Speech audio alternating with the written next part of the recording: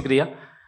जनाब जावेद अख्तर साहब कई मर्तबा दोहरा रहे हैं कि फेथ का मतलब बताइए, फेथ का मतलब बताइए। मैंने बता दिया, फेथ सही भी होता है, गलत भी होता है। और आज हम फेथ पे बात नहीं कर रहे, हम ट्रुथ और डज गॉड एग्जिस्ट पे बात कर रहे हैं।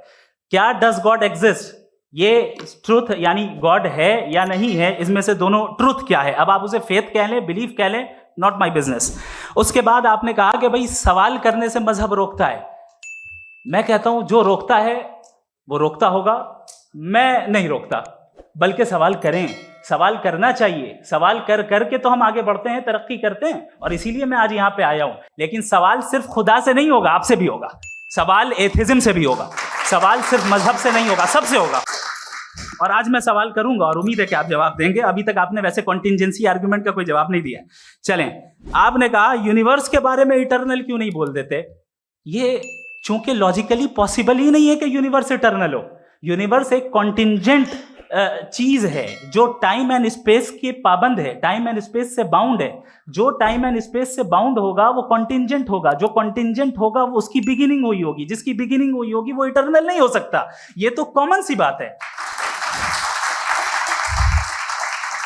आपने कहा कि किसी मजहबी किताब में डायनासोर का जिक्र नहीं है। अफसोस कि आज तक किसी मैथमेटिक्स की किताब में मुझे डायनासोर का जिक्र नहीं मिला।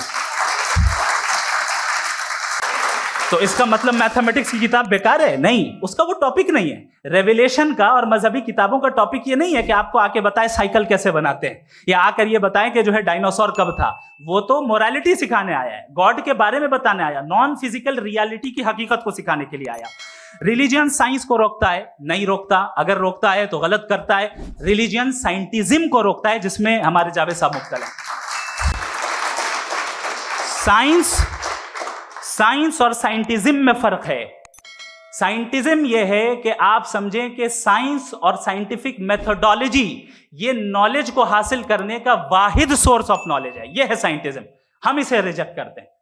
हम साइंस को तो तरक्की करते हैं। भाई आप हमारी पूरी तारीख कर लें, पढ़ लें तो आपको पता चल जाएगा। बहरहाल ये अलग टॉपिक है। उसके बाद इन्होंने एक लफ्ज कहा, वेटिकन ने फतवा दिया। वेटिकन का फतवे से कोई ताल्लुक नहीं है, दोनों कॉन्ट्राडिक्टरी अल्फाज हैं। उसके बाद उन्होंने कहा कि भाई हमें नहीं मालूम। अगर नहीं मालूम तो क्लियरली कह देना कि नहीं मालूम है, इसमें क्या हर्ज है। तो वही तो मैं कह रहा हूं ना कि आप कह दें कि नहीं मालूम, लेकिन क्लेम क्यों कर रहे हैं कि गॉड एग्जिस्ट नहीं कर रहा है। आप कह दें नहीं मालूम है, हो सकता है हो सकता ना हो, लेकिन आप क्लेम कर रहे हैं। The moment you say God does not exist, this is a claim, and now the burden of proof is upon you too, जैसे हमारे ऊपर है। और क्यों